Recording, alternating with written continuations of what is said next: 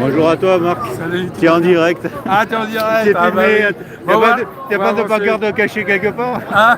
T'as pas de pancarte, on va fouiller là. Non. Ouais. Faut qu'on avance, faut qu'on avance. Allez. On n'est pas là pour bloquer les choses. Ouais. Ouais, ça remarche là, ouais. On avance.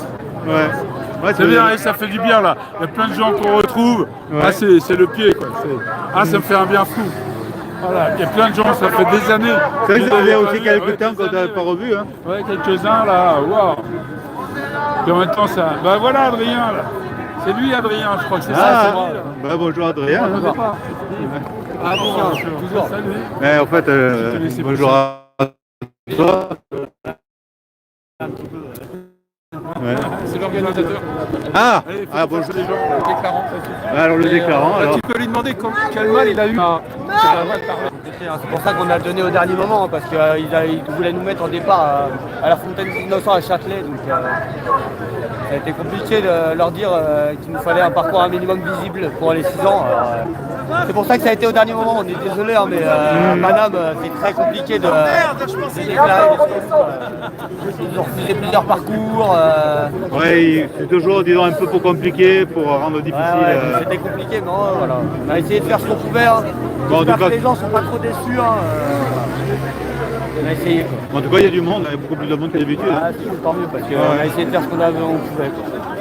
En hommage à tout le monde et à nos anciens. Il y a 2 jours, on a enterré Titi. Ouais. Donc voilà. C'est vrai que moi, j'ai pas eu l'honneur de le connaître, Titi. Et, il nous a légué un bel héritage.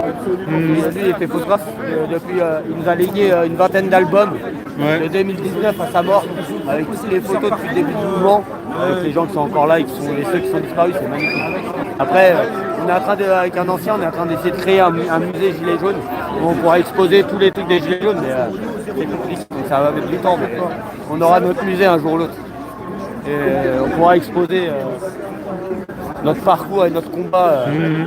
Nous, on essaie de Montrer aux gens qu'il faut qu'ils comprennent que les Gilets jaunes sont toujours là. Hein. C'est juste qu'on est dans toutes les manifs sans gilet parce que voilà, on est stigmatisé, direct on nous casse les couilles. Mais voilà. tous les samedis, il y a des gilets jaunes. Bien sûr, bien sûr. Ouais. Après, ils sont oui, beaucoup moins nombreux.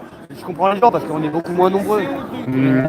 On a fait une promesse à nos anciens que tant que Macron sera au pouvoir, on sera encore là. Hein. Donc tant qu'il n'aura pas fini son dernier quinquennat de merde, là, il y aura toujours des gilets jaunes dans la rue, même si on est peu nombreux, on lâchera pas le combat. Quoi. Moi,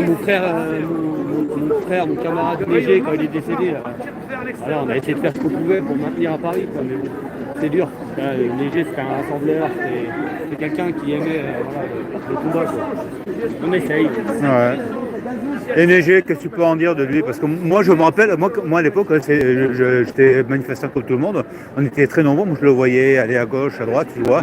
Mais je lui ai jamais parlé, moi. Alors, en fait, sa force à Neigé, c'était qu'il savait rassembler.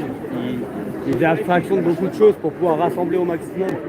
Et voilà, c'est pas facile hein, d'avoir des gens, c'est très rare des gens qui rassemblent autant. On a essayé de prendre la relève, c'est dur.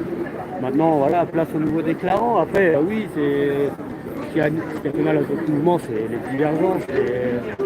C'est le jeu du gouvernement, quoi. Un mouvement, il y a des hauts, il y a des bas.